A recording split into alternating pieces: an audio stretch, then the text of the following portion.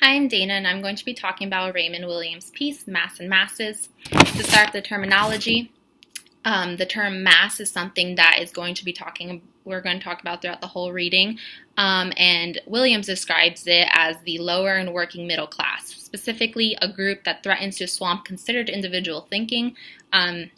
They tell you what's relevant, their sheer numbers, paying attention to one specific topic will tell you that you should pay attention to it too. The second term is mass communication, which Williams actually talks about as a transmission because it's one way form of talking. So it's a product of major technological advances that makes distribution very easy, and so you can think about broadcasting and things like that being forms of mass communication. The next is source and agent, respectively. So a source is someone offering an opinion, a proposal, or a feeling. An agent is someone relaying that message. So the agent, their expression depends on the intentions of the source. The agent is just the messenger, really. And that plays a part in transmissions as well.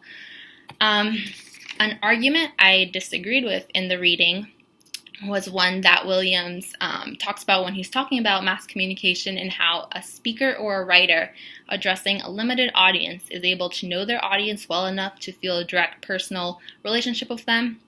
But once that audience expands, it becomes clearly impossible, in Williams' words, for that relationship to be there.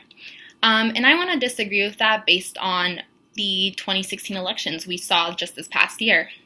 So we have had tens of thousands of people attend rallies for both sides of the aisle, and anyone you speak to in those rallies, they'll tell you that their candidate was someone who engaged directly with them, someone who they felt understood their issues and was going to make a difference about them.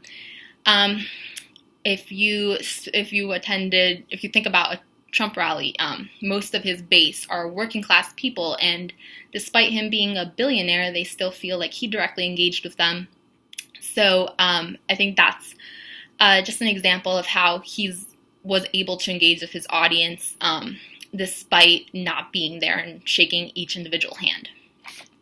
An argument I want to agree with is Williams' idea of mass culture becoming a mob, and how easy access to being able to distribute things at large numbers has created bad art, bad entertainment, bad journalism, bad advertisement, bad arguments, just because it is so easy to now be able to distribute things so quickly. So if you think about that in the context of how there's no tier to really separate the New York Times and BuzzFeed. They're both considered journalism when the quality is absolutely different. But there has been a decline in standards because it is so easy to produce now. And so that leads me to my example. I'm linking you a media clip to Selena Gomez's Instagram and her Time cover. So Selena Gomez was named, she made the cover of Time magazines for being a first, so she's the first person to ever reach 100 million followers on Instagram. And I think this is a perfect example of a mass of people dictating what should be relevant. If you think about the people who have graced the cover of Time magazine, you're thinking of world leaders, presidents.